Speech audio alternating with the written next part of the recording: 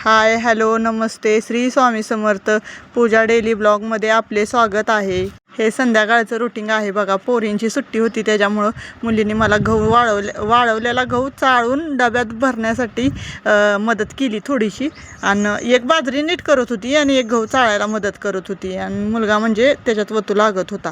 आणि ही आम्ही नवीन घेतलंय बघा, ह्याला धान्याचा डबा म्हणतात, म्हणजे ह्याच्यापेक्षा मोठ्या पण असते त्या। ही आमची आहे तीन पोत्याची आहे। आणि कसं आहे माहिती आहे का, ही बाहेर कुठं पण ठेवू शकतो आपण, पावसाळ्यात उन्हाळ्यात उन्हात थंडीत कुठं पण कुठल्या पण सीझनमध्ये ही चालती। कारण ह्याला पाऊस आत जात नाही, काय नाही, व्यवस्थित धान्य राहतं आणि किडे पण होत नाहीत धान्यात। त्याच्यामुळे आम्ही ही या वर्षीच घेतली आहे नवीन। आणि तुम्हाला सांगू का, म्हणजे ह्याचा उपयोग म्हणजे भरपूर असं धान्य आपण तर उन्हात ठेवू शकत नाही, पोती वगैरे ठेवल्यावर कसं उन्हात ठेवणार, म्हणून आपण ही डबा आहे असा आम्ही ठेवला आहे, बाहेरच ठेवला आहे, आतमध्ये काय ठेवलेला नाही आहे। आणि हे आहे सोमवारचं रुटीन बघा। कारण का मी सोमवारी सकाळी देवपूजा केली, लय दिवसातनं देवपूजा केली आणि मी गजरा वगैरे बनवून घातलेला देवी म्हणजे कलसाला। आणि त्याच्यात काय झालं माहिती आहे का, नारळाचं बघा आमचं, तुम्ही म्हणताल ही काय दाखवते, पण ही नारळ एवढा मोठा म्हणजे कलसावर ठेवलेला नारळ एवढा मोठा उगवला। आणि त्याला आम्ही बाहेर लावणार आहे, पण अजून थोडा मोठा होऊन देणार आहे आणि मग म्हणजे एका ठिकाणी आमच्या जागेत लावणार आहे। दत्त महाराजांचा फोटो, दत्तांची वगैरे पूजा करून घेतली, देवपूजा वगैरे झाली, गजरा बनवून कलसाला घातला।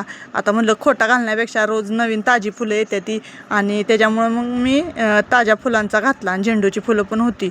मग देवपूजा वगैरे करून घेतली, मग परत घरातली वगैरे दुसरी छोटी मोठी कामं पण करून घेतली। आणि मग म्हणलं आता कैरीची चटणी करावी, कारण का भाजी काय करायची नव्हती, भाजी होती रात्रीची, कारण रात्री ह्याने आमचे मिस्टर काय जेवायला आलेच नाहीत, मग तसं स्वयंपाक शिल्लक होता, तरी म्हणलं 4 चपात्या आणि कैरीची चटणी, पोरींना आवडती म्हणून कैरीची चटणी करून घेतली।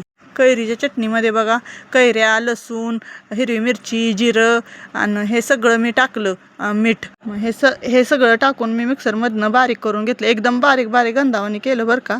आणि मग लगेचच फोडणी दिली। आता फोडणीसाठी काय करायचं, जिरं, मोहरी, तेल ही सगळं फोडणी करून तयार करून घेतली आणि चटणीच्या ह्याच्यात वतली आणि चटणी तयार करून घेतली बघा।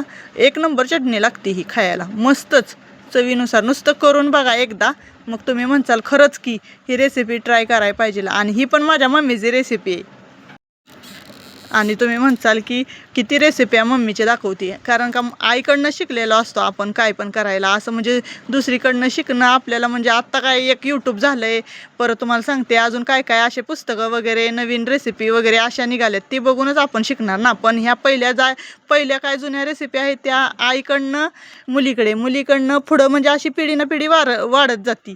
त्याच्यामुळं मी ही रेसिपी माझ्या मम्मीची, ही बघा, ही चटणी एकदा माझी खाऊनच बघा तुम्ही।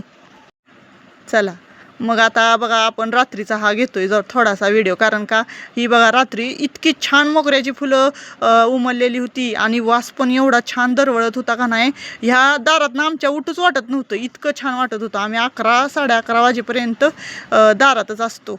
आणि तुम्हाला सांगते की कसं म्हणजे असं प्रसन्न वाटतं, ही वास आणि ही फुलं वगैरे सगळं श्वास। चला ताईनो, धन्यवाद, श्री स्वामी समर्थ।